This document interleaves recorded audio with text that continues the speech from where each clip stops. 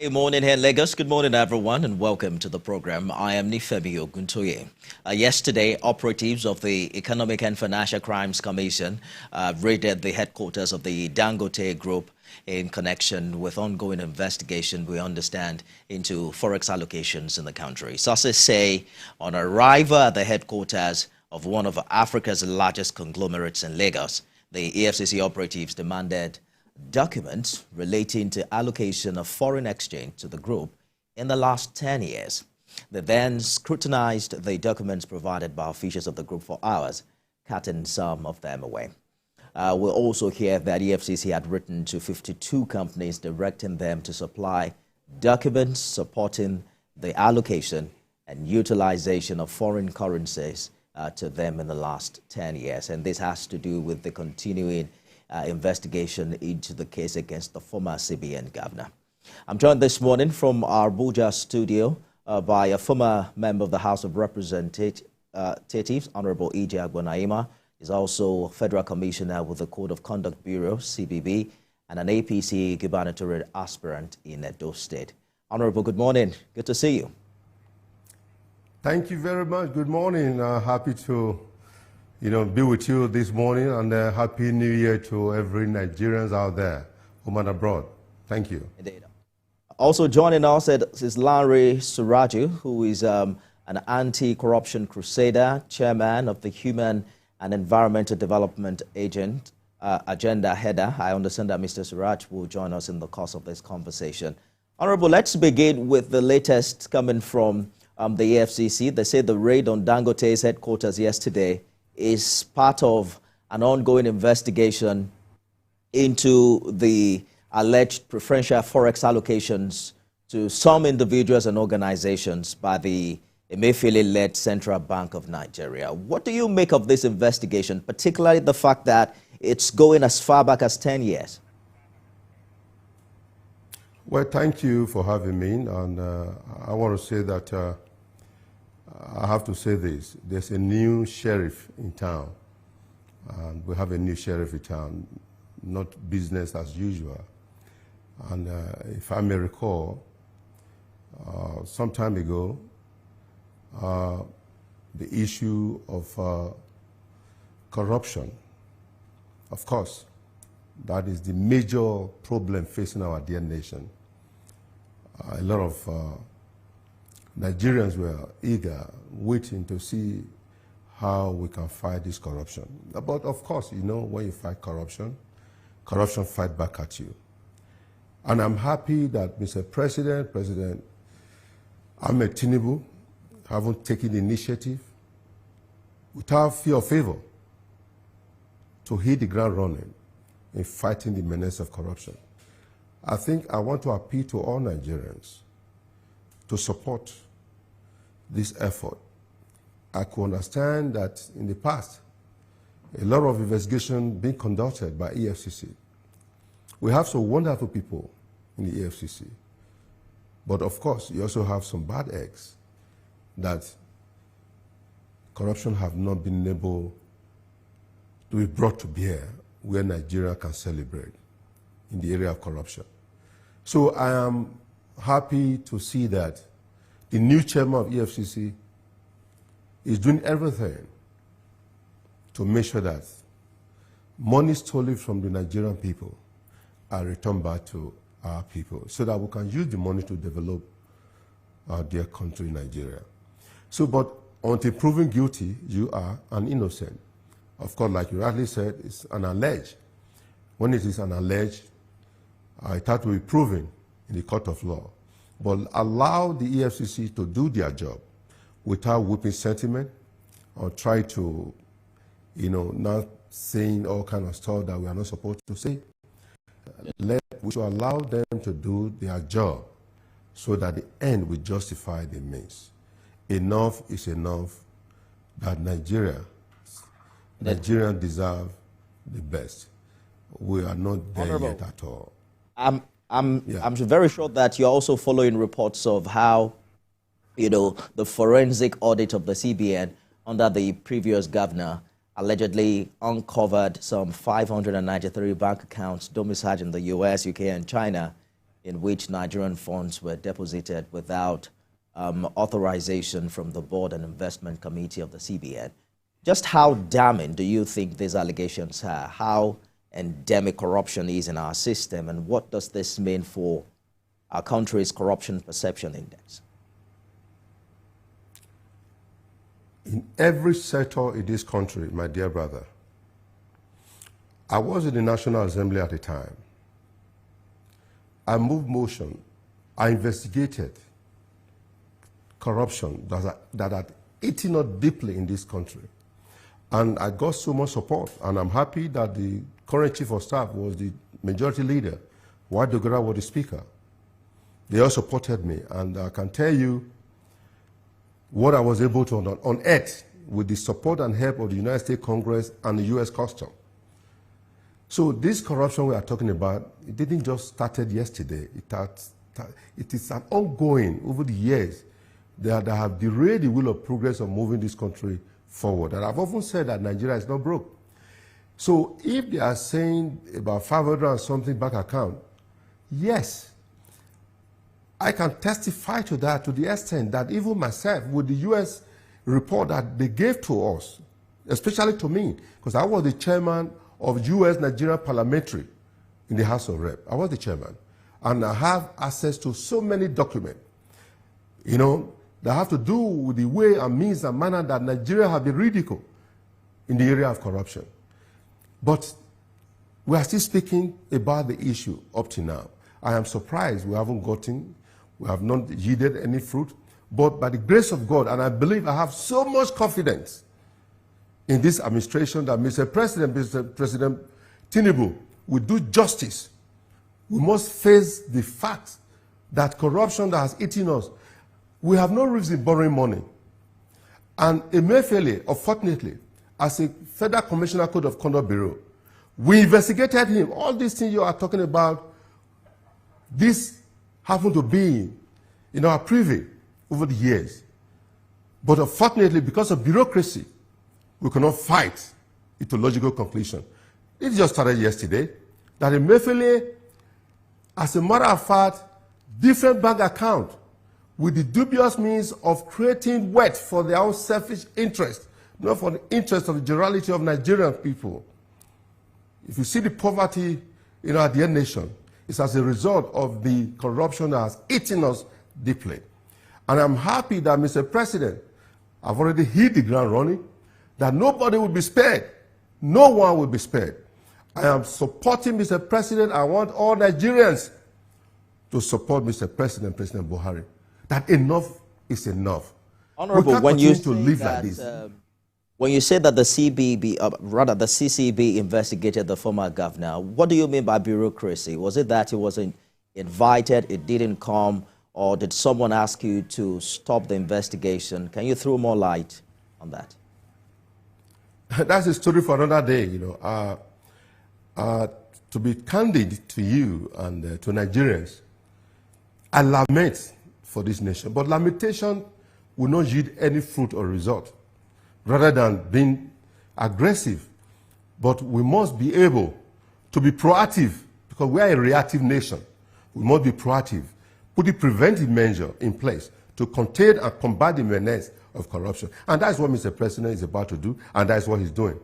I am saying, yes, we investigated the former governor of Central Bank, Mr. Emefiele. He cannot, and I can say this without missing words, he's one of those that I would say, unfortunately, we're in a country. If it had been that he's from somewhere like China or America, it probably would have been a different issue. But because of the Nigeria where we have found ourselves, that people will say, oh, he always told how much, leave him alone. Not only Emefiele, that the investigation that the Code of Conduct Bureau carried out, if we have followed it up, there's no reason Emefiele will be going back and forward to court, giving bail, and he should have been where he belongs. Because he derailed the will of progress of this country. He messed up this country.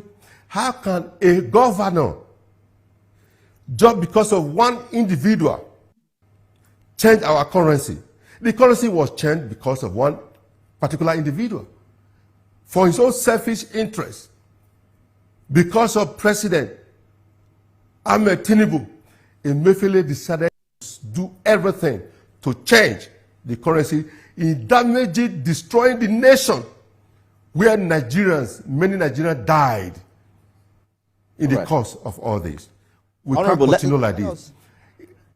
Let's hope that we're going to see all these allegations, have a conclusive end, because at best there are allegations, and the man in question has been taken to court. But there are also reactions already trailing, the raiding of the Dangote Group headquarters yesterday by the EFCC. Some would say, the Dangote Group is perhaps Africa's largest conglomerate, and that it's troubling that the EFCC could deal with it with such show of force. What do you make of the school of thought that such tactics by the EFCC could discourage foreign investors from coming to Nigeria? Does that make sense to you? You see, these are the things I always hear often from some of our Nigerian brothers and sisters. Oh, when you are investigating someone, you are deporting investors, foreign investors, from coming to Nigeria. Come on now.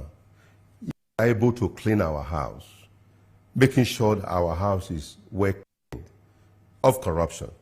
Those that are coming in, we understand and know for a fact, don't mess with Nigerian government. You must do the right thing. Just like an American.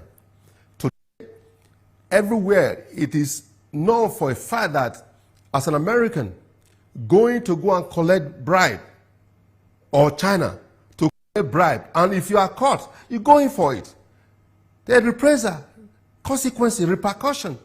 You go in for indefinite, either by firing squad, by hanging, or sentence for years imprisonment.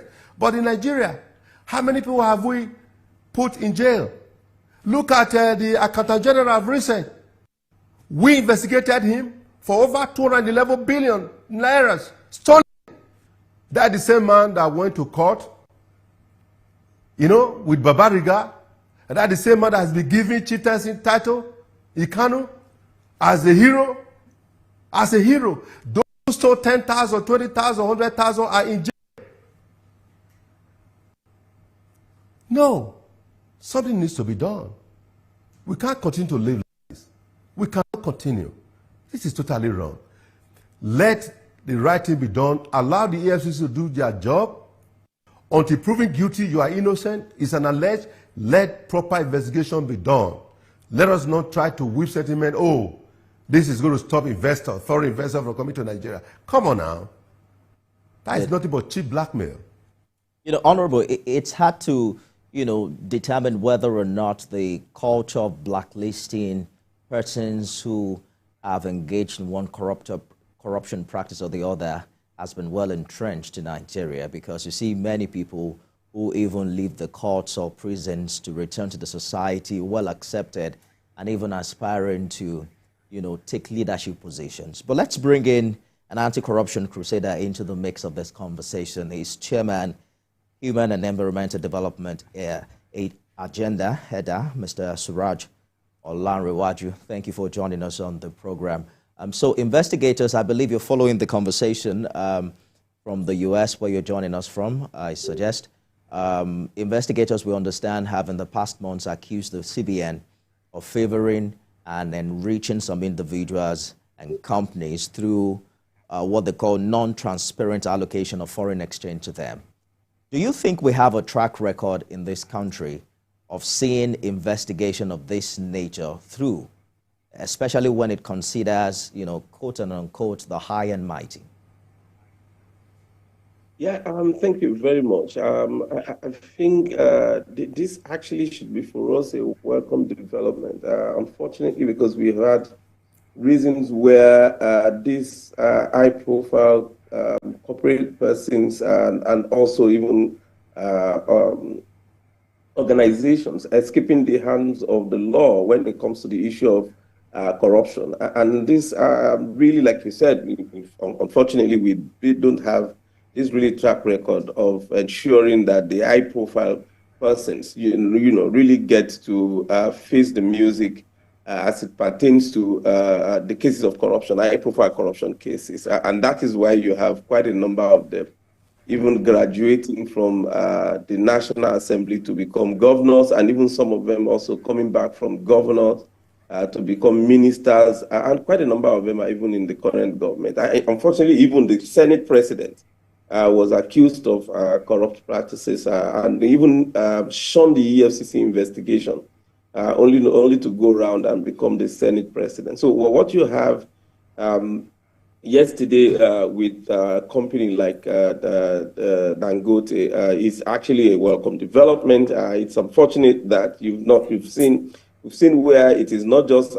public office holders alone that are becoming too powerful for the law enforcement agencies to hold to account. But now you have, like I said earlier, corporate establishment. And this is not only just the worst form of impunity that you have in the system. It drives away competition in the system. It also drives away the opportunity to have the economy grow. What you have is a monopoly of only those companies that are favored by certain individuals that are in regulatory and also monitoring agencies within the system. Indeed. You know that there's a lot of sensationalism that comes with investigation of this type, and we're used to it in Nigeria. A lot of headline, front page reports about an allegation of corruption, but eventually we don't see them through, and that speaks to why we have many people in government today who have had allegations of this type, but they were never convicted. So they will tell you that, that case did not see the light of the day. On the matter of Dangote, there's the FX concession that we've talked about over the years, and that's also one way to explain it, that big companies that provide employment for majority of Nigerians would definitely have some special treatment with the CBN. The question usually has been, what has happened to high-profile corruption cases in the past? Why do you think, we just hear the noise, but we don't see it to conclusion? Yeah, it is actually not only about government alone or the law enforcement agencies. It is also about media and also the civil society. So we can also be accused of this collective amnesia. And that is why you have quite a number of those individuals and also companies getting away with the blue mother. So we tend to develop this nonchalant attitude to some of those cases. And like you said, we're more interested in just not even a conscious naming and shaming, that you can really appreciate by ensuring that the people who are named are then also publicly shamed. But what we do is just sensationalism to the extent that we only report the news. I saw one of the news reporter, which was reported yesterday, and there was a slant to that case where it was said, openly that, this is one of those cases. And at the same time, as he was reporting as the EFCC visit was reported, the online media was also reporting to the extent of claiming that the corporate body, Dangote, was about taking documents to EFCC. I mean, the media house did not actually state when was the Dangote official invited, when was the invasion happening, so that you can actually tell if truly the documents were taken. So if it was outside the expiration period, and from reliable investigation by our organization, I mean, the invitation was extended almost 3 weeks before the invasion eventually happened. And what you have with this high-profile person is to make efforts within the period of that invitation to start reaching out to high influential persons to prevail on the anti-corruption agency or the leadership of the agency to ward off the invitation or also investigation attempt. So this is for us as civil society and media to ensure that we monitor many of the cases. I mean, for us at my organization, that also we have can be still currently operate what we call the high-profile corruption cases compendium, where we document on annual basis 100 cases of high-profile corruption cases and give updates to what has happened, how far the case has been going, for how long has it been in court, what are also the challenges delaying the effective and successful prosecution of the cases. So we must actually keep this kind of intervention and tracks to assist the people to understand, and also tell these suspects that we are not going to forget, and also we're going to ensure that we also hold accountable the law enforcement agencies. So both the government, the suspects, and also the judicial system is held to account by our effective monitoring of those cases. Absolutely. Let me bring Honorable Agbonaima back to this conversation. Honorable, what do you make of the capacity of our anti-graft agencies to effectively fight corruption? Take EFCC, for instance. The previous chairman was suspended last year, for what government calls weighty allegations of abuse of office. Almost every individual who's headed that agency was disgraced out of office, usually with the same corruption allegations they were appointed to fight. Where does this leave the capacity of the agency to deliver? Well, thank you for that wonderful question. Let me say this, that they all came in with good intention. Down the line, I guess, I don't know what happened. They now failed to adhere to the principle and the oath of defending the Federal Republic of Nigeria and defending Nigerian people.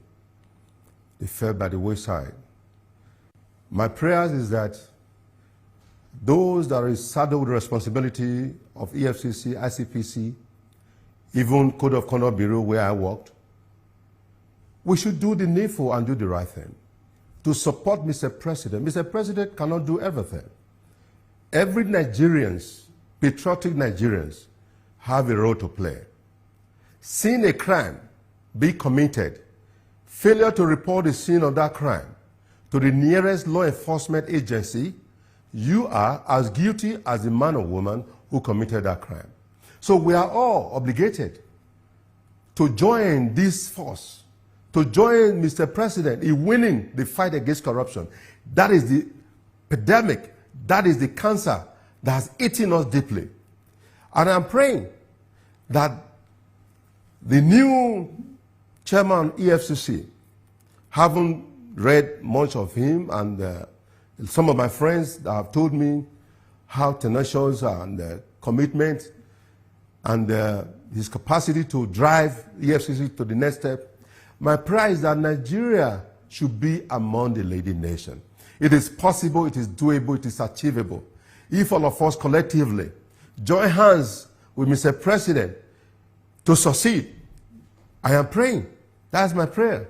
But I hope that we understand that, look, we took an oath to uphold, to defend the Federal Republic of Nigeria, to fight this menace of corruption, because corruption is our major problem that has eaten us deeply. Nigeria is not broke. If I may recall and tell you, we were talking about Emefiele a while ago.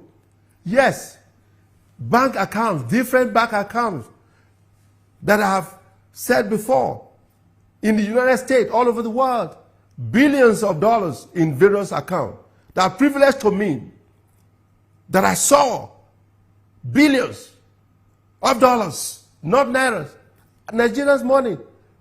Is it about the stamp duties issue that Nigeria is borrowing money against their own money? Emefiele created. Oh, for God's sake. When I see Mr. Emefiele, a Nigerian, could have that tenacity to be wicked, to be stubborn to your own country, to put your people in disarray for your own selfish gain. What shall it profit a man to gain the whole world and lose his soul? What he did, not because he did it to ridicule or to make sure Mr. President Tinubu didn't win, but many lives lost. Nigeria died as a result of his action. So that his action, he should pay dearly for it. He should pay dearly for it. All this rigmarole I'm sorry to say, let me finish. All this Monroe and all those going back and forward, giving bail and all that, this is distraction of justice. Justice needs to be done. I hear you, Honorable. It's only Nigeria, people steal billions. They steal billions, they are being paraded as if they are heroes. There must be consequences. That will speak to the need to create a system that will make it impossible for individuals to take advantage, of institutions and, and organizations like the CBN. For instance, why do you think we've not been able to operate a system that has the capacity to detect these corrupt practices and prosecute them in the lifespan of the suspect's tenure in office? Recently, the former Minister of Humanitarian Affairs was invited by the EFCC over alleged 37 billion naira fraud. Is it possible to probe these allegations while they're in office? Let me tell you this, because you brought this matter up about the humanitarian. The former minister, we investigated her. Billions stolen from Nigerian people. Money meant for Nigeria wasn't disbursed. Code of Conduct Bureau did a wonderful job. Our team did excellent job, going from everywhere to monitor, to investigate. Our final report was harnessed. When you see and go back to it, you cry for this nation. But what happened? That report died. Died.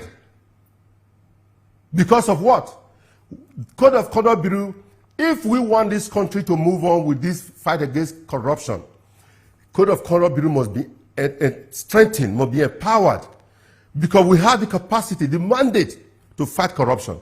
Nobody is above the law when it comes to Code of Conduct Bureau. We can take on anyone. We can take on anyone as a public officer, up to Mr. President. Yes, but let me tell you, the question you must understand is that there are some people that try to derail the wheel of progress for this country moving forward. It didn't start today. It didn't start yesterday. It's an ongoing. For Code of Conduct Bureau not able to work, to move, it's because some cabal doesn't want us to work. Because we investigated Akata General, over 211 billion that he stole. We've investigated Emefiele for billions and trillions that he stole. We investigated Humanitarian Minister for the billions that belongs to Nigeria that was taken away. What happened to those investigations? What happened? These are the questions that we must ask our dear people. I am sick. I am weeping for this country. And I'm praying that Mr. President, the new sheriff in town, must clean the house and set every agency to go out and do their mandate. EFCC, ICPC, Code of Conduct Bureau, police, DSS. Come on. Nigeria could be swimming in blessing. God has blessed this country with mineral resources, human capacity, natural resources, but we have been our worst enemy. All that thought for a minute, Honorable. Let me bring Mr. Suraj into this conversation. Mr. Suraj, I remember you asked the question last year about where's the CCT in all of this. You were quoted to have said that the CCT was in comatose and missing in action in the anti-corruption fight. Does this answer your question? If the Federal Commissioner is saying many of the stories we're hearing this year, they actually investigated it, but then it didn't see the light of the day.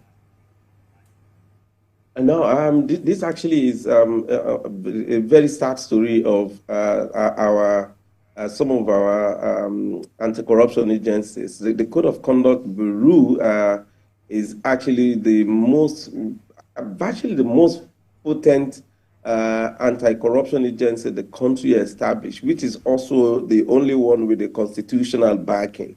And this is one of the agencies that would have worked more effectively to prevent corruption, rather than just also spending, billions of naira chasing after some of the corruption cases. Because basically, but the also interesting aspect is many of the corrupt practices result in the acquisition of properties and also bank accounts by the public office holders. And these are areas where the Code of Conduct Bureau would have effectively prevented some of the atrocities from taking place. Unfortunately, the leadership of that bureau in the last more than 4 years disappointed Nigeria and also betrayed the trust by not ensuring that most of the high-profile corruption cases gets effective prosecution before the Code of Conduct Tribunal. And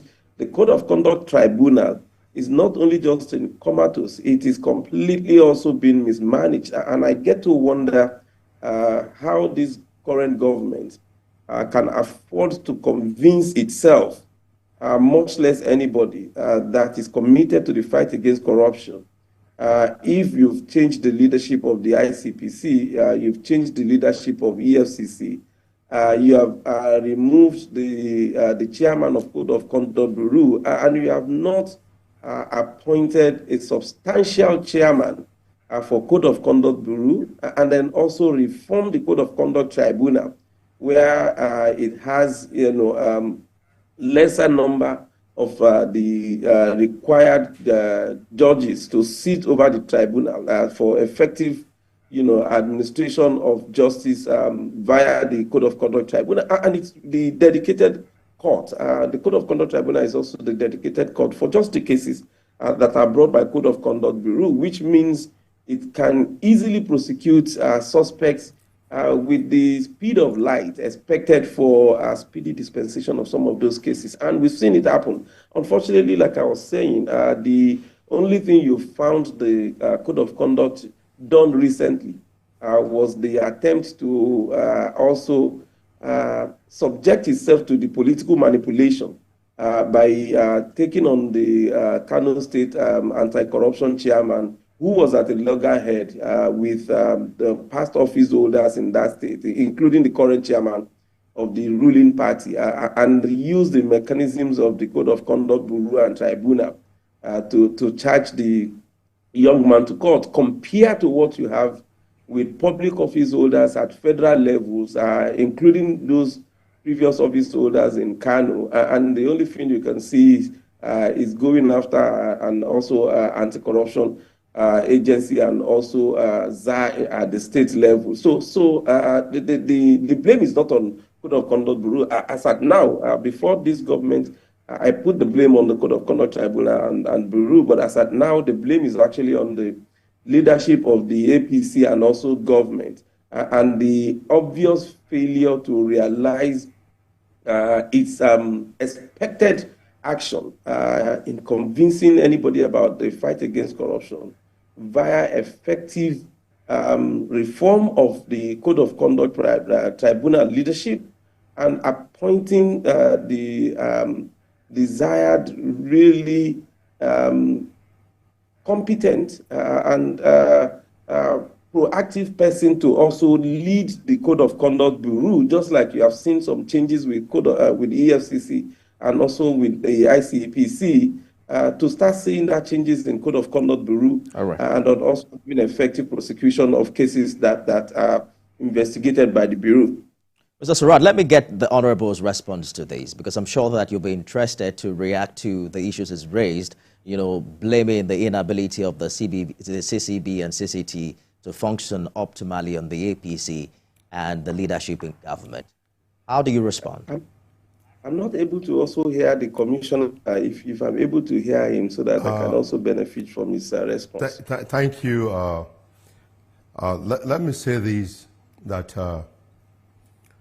I want to appreciate Mr. President, President Tinubu, for this bold step, for hitting the ground running, because the only way we can have an end result, being able to have enough money to do those things that Nigerians are clamoring for, we have to be able to bring all money stolen from Nigerians' purse.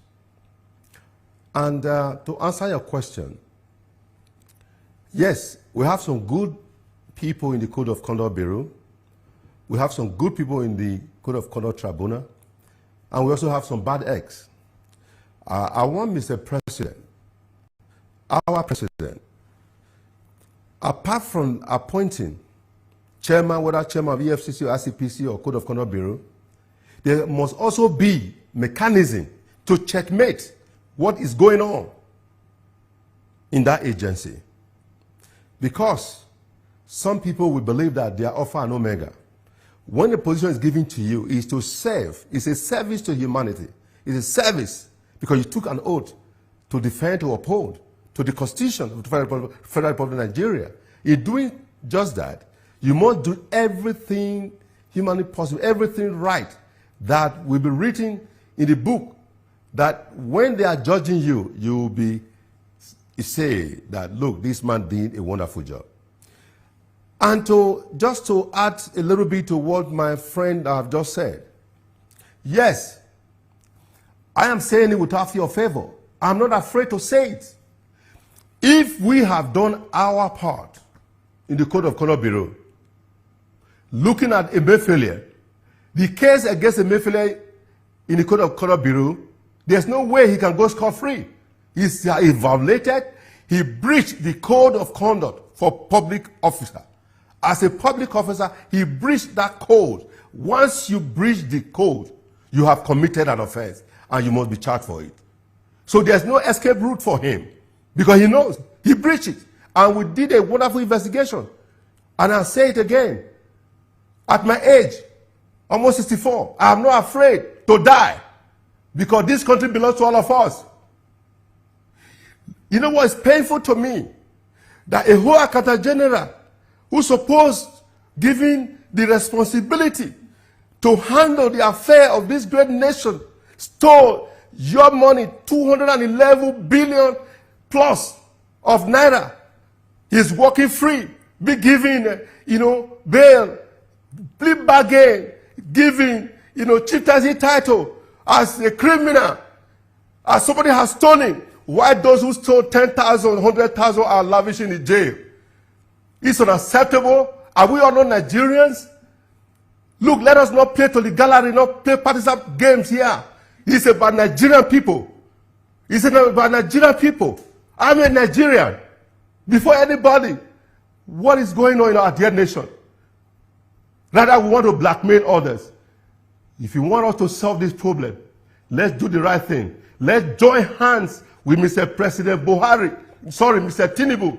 Let's join hands with Senator Ahmed Tinubu, the President of the Federal Republic of Nigeria, GCFRO. Let's join hands with him to succeed. If Nigerians succeed, we'll be all happy to have a good Nigeria. Nigeria can be among the leading nations. Where we are today, we blackmail. At the time, we blackmail President Tinubu. He's this, he's that. To the glory of God, he's the president today. Because God made it possible for him to be president. And we must join hands, whether you are PDP, ABGA, Labour, if you don't belong to any political party, it's about Nigeria. It's about we. Let's do the right thing. Let's queue behind Mr. President Tinubu. The end will justify the means. I have so much confidence on him. I do. I'm not trying to praise him because I'm not a praise worshiper. I'm not a praise worshiper. When you are doing well, support the president. I hear you clearly. Let's take a shot. Yes. When we return, we'll open the phone lines and also possibly touch on your political ambition in Edo State and also hear from Mr. Suraj in Canada. Stay with us, everyone. Don't go away.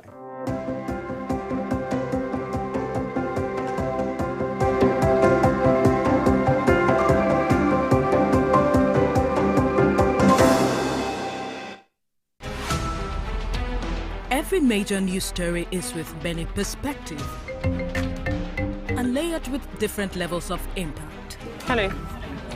What time did this happen? We will be right there.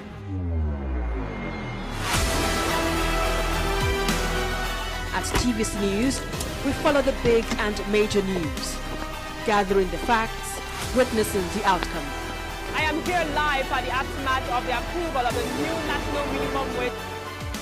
We are TV station of the year, not just for breaking news, but for being first, fair and accurate. TVC News, first with breaking news. Doubt and fear doesn't occur at the canvas, it shows in the canvas. It shows the conation of raw earthen material slabbed, stroked and molded at a pace provided by the doubt and fear. Every move weigh in the struggle of one to the other, merging the past to the present, brushstrokes of colors seen but not known. For when the wailing stops, the pieces settle down in abject beauty erected for a century of a century. Speaking, advocating, protesting as the arts are meant to be.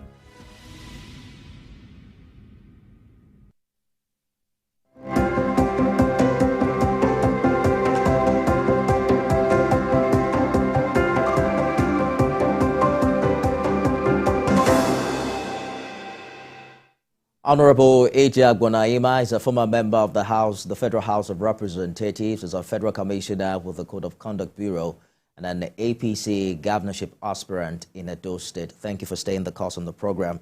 Also joining me is Larry Suraju, who's an anti-corruption crusader, chairman of the Human and Environmental Development Agenda. He joined us live from Canada. Gentlemen, thank you for staying the course on the program. Mr. Suraj, apologies, I understand you could not hear the other guest. We probably will work on that or send you a link to play back his position on some of the issues we've discussed.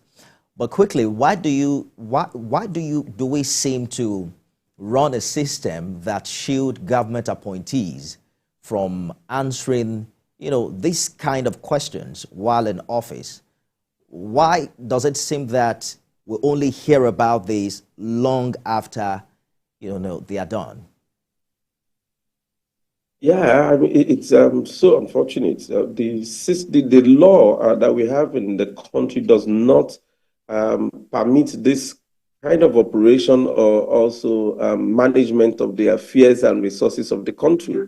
The laws are very clear about the operations, the practice, also the monitoring and the regulation, and at the same time, the investigation and prosecution. But unfortunately, we've really imbibed, a culture of what was originally meant to be opacity. And anywhere where you have the secrecy prevailing in the operation, either of individual, community, state, country, even organization, it is all near inevitable that you would have this level of the complete derogation of basic minimum standard expected of people who are saddled with responsibilities in such situations. So our institutions and management of the institutions and the leadership of the country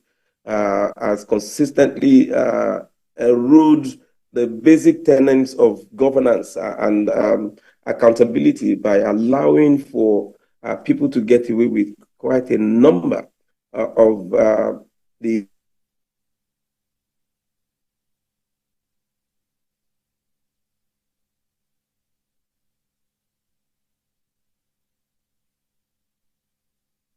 Suraj, for the rest of this conversation.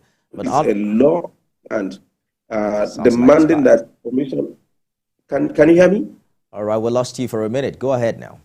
Oh, yeah, you can see the Freedom of Information Act that actually mandates the public office to provide information when such is required by people, and the process for that is stipulated.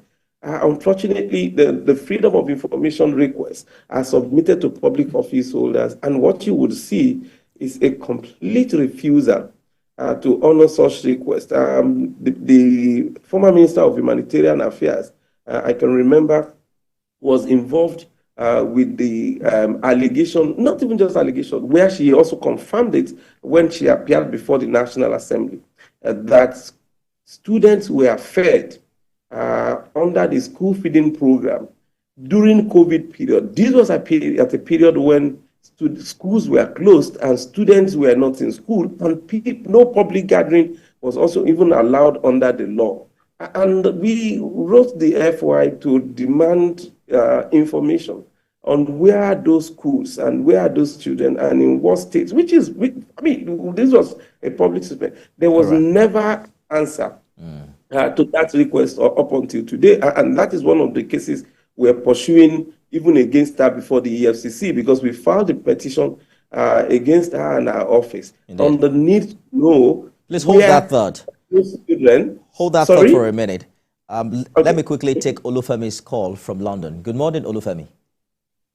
Good morning, Kayode, and good morning to the two gentlemen over there. Kayode K. My name is Nifemi. Nifemi, I beg your pardon. All right, go ahead, please. Yes, I just want to express my profound gratitude to the two gentlemen, and most especially the Honorable, for speaking the mind of Nigeria.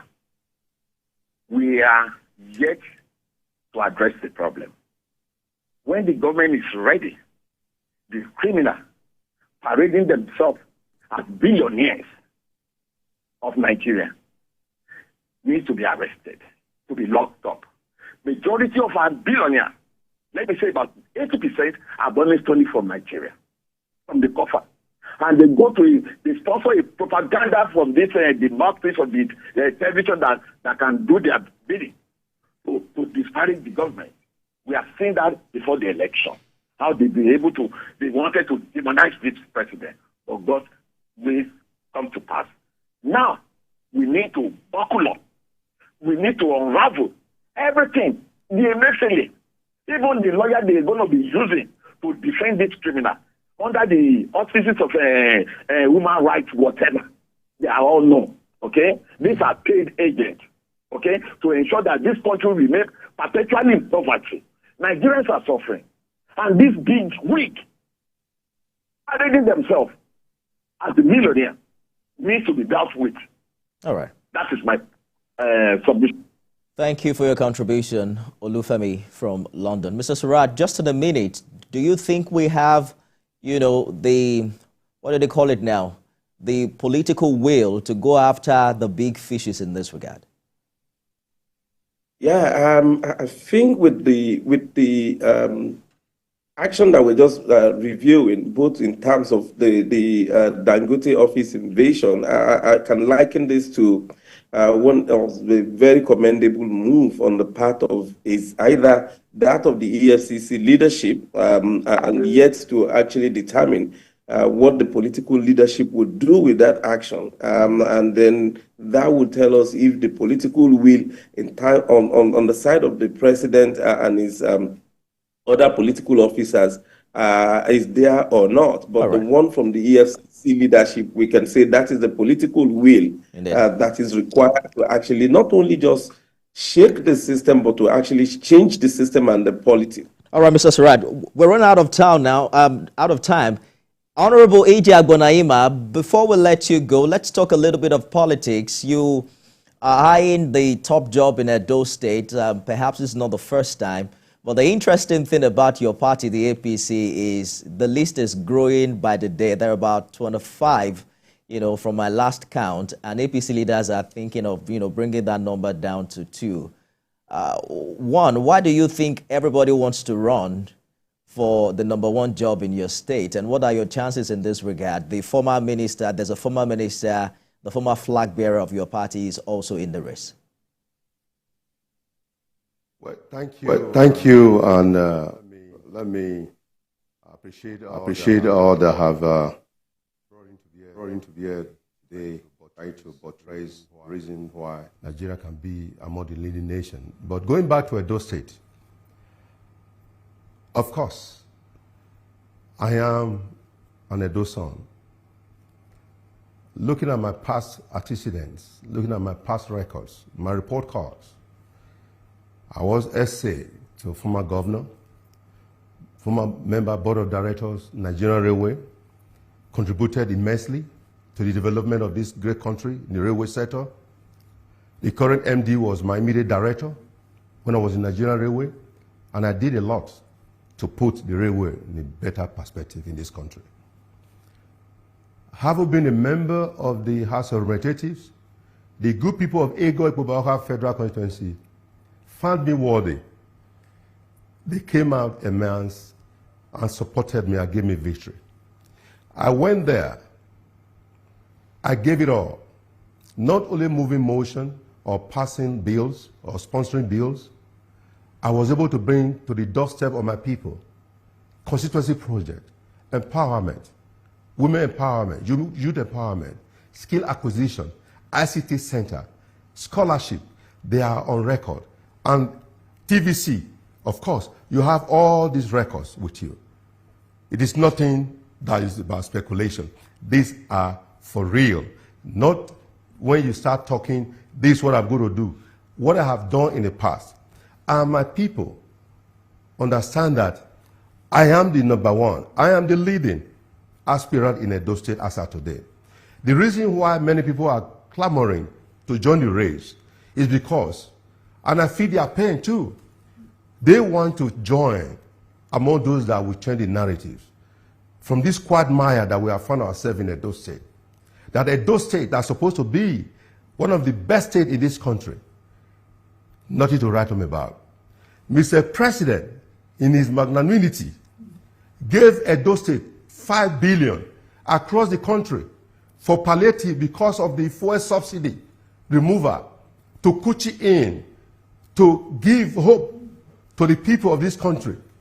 Among all the states governors, money given to Edo State went to voicemail.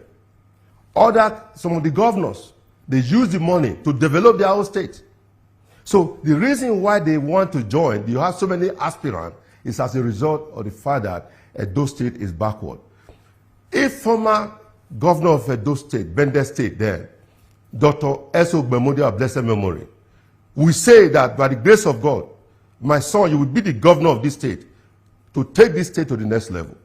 If the former leader, our father, Esogma Bini Kingdom, before he died a few months ago, will come out to say, I'm going to support you, EJ. You will be the next governor of this state. Many leaders, many traditional rulers, many, men of God, preaching, talking about the well-being of Honorable EJ Agbonyima because of my past records, what I have done in the past. This is not about APC, PDP, Afghan Labour. It's about what you can offer. Do you have the competency, the capability, the tenacity, the empathy to think about the people? It's a service. Governance is a service to people. It's not about you. It's not about winner takes all. That where we have found ourselves today, where Edo State that's supposed to be, proud of what God has given to us, not to write them about. Go ahead, I'll listen to you. Well, probably find time to bring you back and, focus on the politics in Edo. You agree with me that beyond all the support you've talked about from political leaders, traditional rulers, you would need to get win the primary election and get more support from the electorate themselves. But that's a conversation for another time. Honorable EJ Agbonyima. Yeah, the electorate, they are with me. The electorate, these are electorate. When you're talking about, these are the electorate.